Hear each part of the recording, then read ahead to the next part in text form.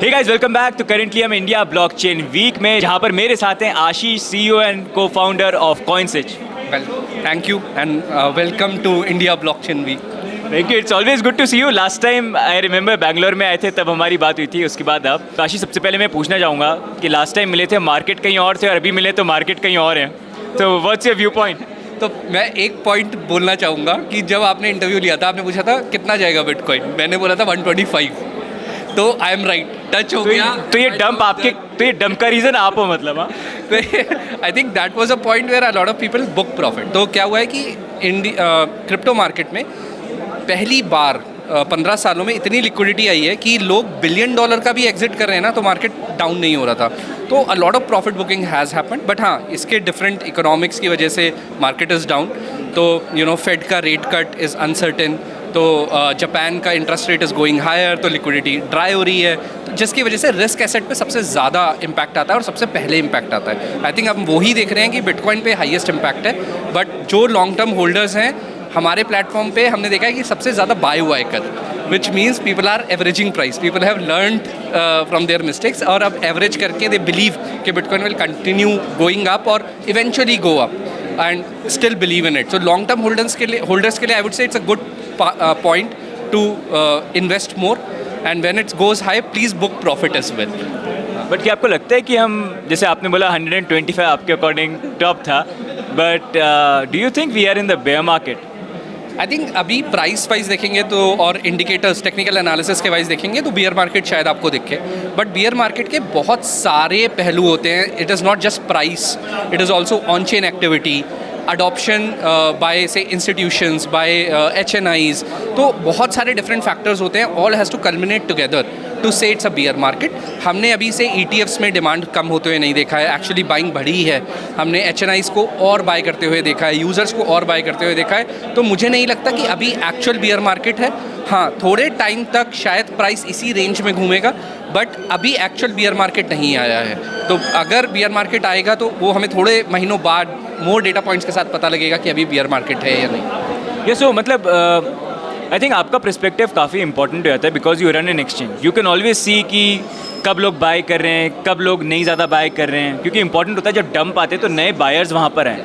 तो अभी मतलब compare to how it was when bitcoin was at 100,000 और डंप करके मे बी 90 पे आ गया या 110 से नीचे है, उसके कंपैरिजन में you see the same amount of buying या फिर थोड़ा सा कम है? एक्चुअली हमें ज़्यादा बाइंग दिख रही है। तो लास्ट 2 टाइम जब भी ये 81-82 टच किया है, हमने बहुत बाइंग देखी है अपने प्लेटफॉर्म पे, तो which is a good sign कि लोग अभी भी इस एसेट क्लास में इंटरेस्टेड हैं। दे स्टिल बिलीव कि ये ऊपर जाएगा, और उसके बाद गया भी था। 81 टच होने के बाद 90 भी क्रॉस करा है, फिर अगेन 86 पे आया है। हमने कल भी बहुत बाइंग देखी है।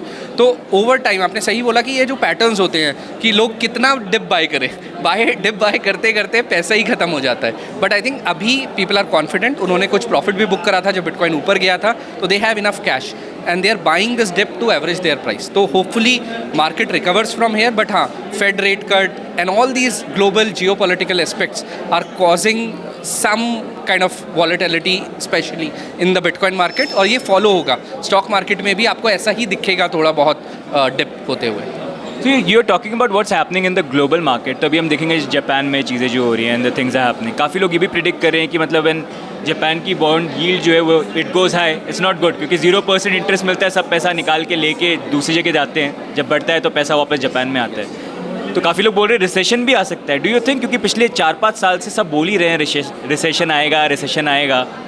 तो पहले क्या होता था, जैसे 2008-2010 की अब बात करेंगे, तब इंटरनेट पे इतनी एक्टिविटी नहीं होती थी, तब रिसेशन आ जाता था, तब हमें पता लगता था आ गया है। अब पहले से हम गेस करना शुरू कर देते हैं। Everyone will figure out one metric which is showing recession and try to say किया वो रिसेशन आने वाला है। जैसे आप AI बबल के बारे में बहुत सुनेंगे, हज़ारों वीडियो बनती है हर दिन कि AI बबल है। तो I think reality is much more complex. It is not कि एक इंडिकेटर बोल रहा है तो आ गया, बहुत सारी चीज़ें has to come together. But हाँ, अगर जापान का यील्ड बढ़ता है तो चांसेस हैं कि ग्लोबल इकोनॉमी को बहुत बुरी तरीके से हर्ट होगा। Indian markets, global markets, specially crypto markets में काफ़ी ज़्यादा पैनिक क्रिएट होगा और लिक्विडिटी ड्राई अप होगी। So let's talk about bitcoin. आपने बोला कि अभी मतलब 125 वाज द टॉप, बट अभी इस साल में मतलब एक ही महीना बाकी है Where do you see it closing in 2025? And कहाँ होगा, बम्प के साथ या और डंप के साथ? So my expectation is somewhere late 80s or early 90s is where it will close. Not so high, इतना ऊपर जाने के अभी chances नहीं है because अभी बहुत सारे negative factors is happening together. Sideways, more वो side. वो sideways कि यार 86 to say 92 इसी के बीच में प्राइस शायद रहेगा. नेक्स्ट मूव करते हैं हम इम्पोर्टेंट क्वेश्चंस के ऊपर. मतलब पिछले 2-3 साल जो हैं, मतलब lot has happened. Indian exchanges भी यहाँ पर हैक हुए हैं. इनफैक्ट उसके बाद कितने सारे एक्सचेंजेस यहाँ पर हैक हुए हैं. तो I want to ask you, like in terms of security, अभी कॉइन स्विच किस तरह का, मतलब आफ्टर ऑल दीज हैक्स किस तरह के आपने मेजर्स लिए हैं अपने प्लेटफॉर्म के ऊपर, क्या सिक्योरिटी? तो आई थिंक ये इंसिडेंट रिमाइंडर होते हैं किसी भी प्लेटफॉर्म के लिए कि आप जो काम कर रहे हैं उसे दोबारा रिव्यू करिए कि आप सही कर रहे हैं या कुछ और अच्छा कर सकते हैं. तो ऑब्वियसली मेरी टीम शुरुआत से ही अच्छा काम करती है, बट जब ये एक्सटर्नल इंसिडेंट होते हैं तो हम एक्सटर्नल कंसल्टेंट्स को भी लाते हैं जो कि इंडिपेंडेंटली रिव्यू करते हैं हमारा काम, हमें सजेशंस देते हैं कि हम कैसे इम्प्रूव कर सकते हैं, क्या बेटर कर सकते हैं.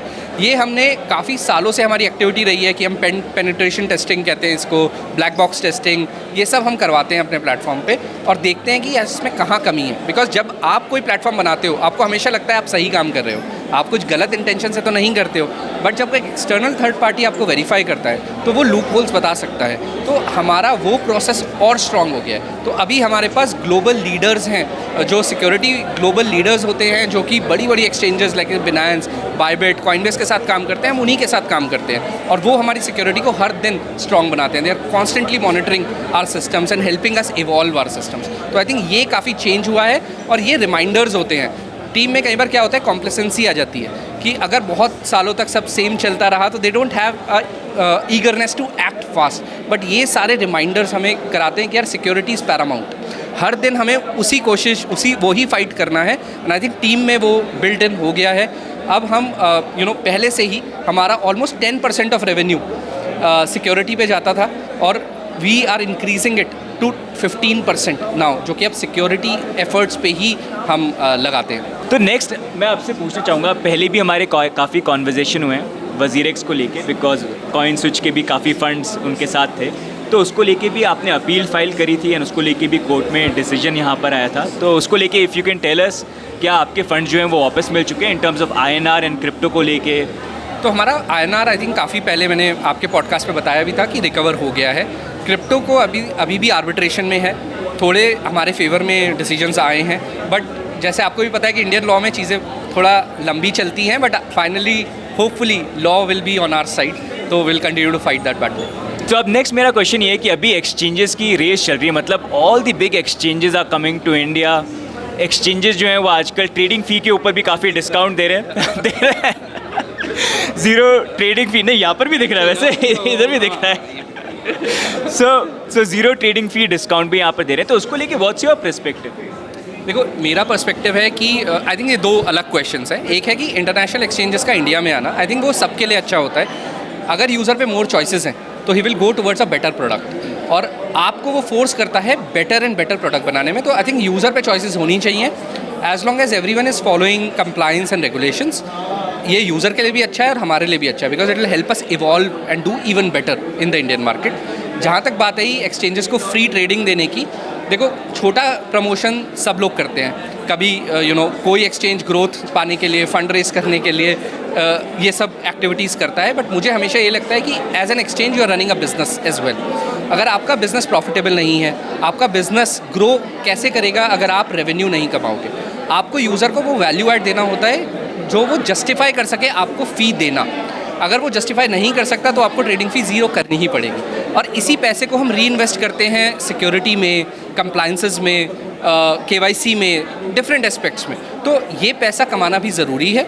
हाँ, कुछ एक्सचेंजेस चूज़ कर सकते हैं फ्री देना, कुछ अफोर्ड कर सकते हैं और कुछ चूज़ करते हैं फ्री देना, तो वो उनके ऊपर है। बट कॉइनस्विच पे हमेशा हमने यही सोचा है कि instead of discounting your product, build a better product for your users, जो उनकी लाइफ में वैल्यू ऐड करे।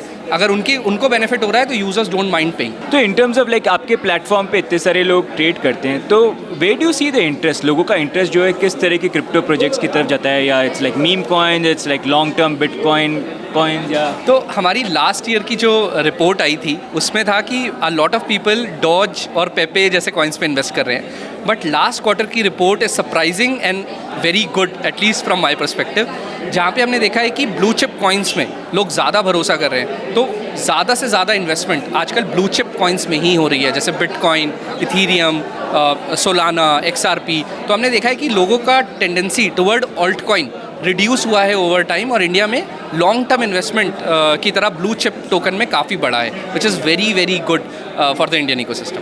What do you think about alt season? We are all waiting for alt season to come, but मैं user को हमेशा ये advice करता हूँ 80% blue chip, 20% maybe mid cap, and maybe 5% alt coins of like very meme stocks and all. तो hopefully वो day भी आएगा जब कुछ even small caps will perform better because they are solving a key use case. But अभी वो शायद market से दूर है, अभी ब्लू चिप ही स्ट्रगल कर रहा है, तो ऑल्ट कॉइन का तो आप भूल ही जाइए।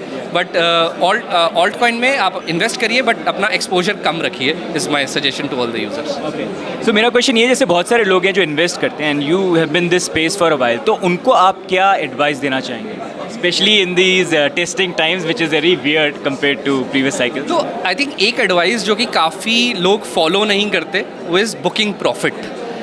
मैं हमेशा बोलता हूँ कि यार जब आपने enough profit, don't wait for कि ये डबल होगा, ये ट्रिपल होगा। अगर आप मार्केट को बीट कर रहे हैं, अगर आप स्टॉक मार्केट, गोल्ड मार्केट, इन सबको बीट कर रहे हैं, तो you should start booking profit slowly and then maybe reinvest when the market falls, because ये वॉलेटाइल मार्केट है, ये काफ़ी ज़्यादा न्यूज़ ड्रिवन मार्केट होता है। until it goes to a level where this fluctuation reduces, तब तक आप बाय द डिप करते रहिए, SIP करते रहिए, सो दैट अपना प्राइस आप एवरेज कर सकें, और इसमें प्रॉफिट को निकालना इज़ वेरी वेरी इंपॉर्टेंट। अब हम बात करते हैं next 2 to 3 years. So where do you see this Indian crypto ecosystem going, because कितनी सारी चीज़ें हो रही है अभी इंडिया के अंदर, थोड़ी सॉफ्टनेस भी आई है गवर्नमेंट के स्टांस के अंदर, and where do you see coin switch? तो आई थिंक अगले 2 साल में हमें लगता है कि रेगुलेशन की तरफ इंडिया को बढ़ना चाहिए। हमने देखा है कि यूएस में 1 साल में जितनी प्रोग्रेस हुई है, जो उनकी 4 साल की प्रोग्रेस रुकी हुई थी, वो लास्ट 1 साल में genius act, stable coin act के थ्रू हो चुकी है। India will not want to be behind in these innovation, और इंडिया में भी रेगुलेशन आएगा, और जिस दिन इंडिया में रेगुलेशन आएगा it will benefit all of the stakeholders, including us, including all the players. तो तभी आप देखेंगे कि इवन ग्लोबल एक्सचेंजेस अब इंडिया की तरफ अपना रुख कर रही हैं, वो चाहती हैं कि इंडिया में धीरे धीरे प्रेजेंस बनाएं, बिकॉज जब रेगुलेशन आएगा India will be one of the biggest markets for crypto. वह एक चीज़ मैं बोलना चाहूँगा यंग एंटरप्रेन्योर्स और जो बिल्ड करना चाहते हैं ब्लॉकचेन में, कि हाइप के पीछे मत भागिए, but build a product which 100 million Indians can use daily. अगर आपने ये बना दिया तो this industry is big enough to be noticed by the government, और फिर पॉजिटिव रेगुलेशंस आएंगे। तो इसी का हम वेट कर रहे हैं कि मोर यूज़ केसेस बने और धीरे धीरे ये ecosystem grow. It's always very nice to have you. अब आशीष, आपके लिए एक फन एक्टिविटी है मेरे पास, आप तैयार हो? Yes, okay. Wall of confession. कभी भी ज़िंदगी में आपको लगाओ मुझे कोई कन्फेशन डालना, लेकिन डाल नहीं पाया, तो you can put it here.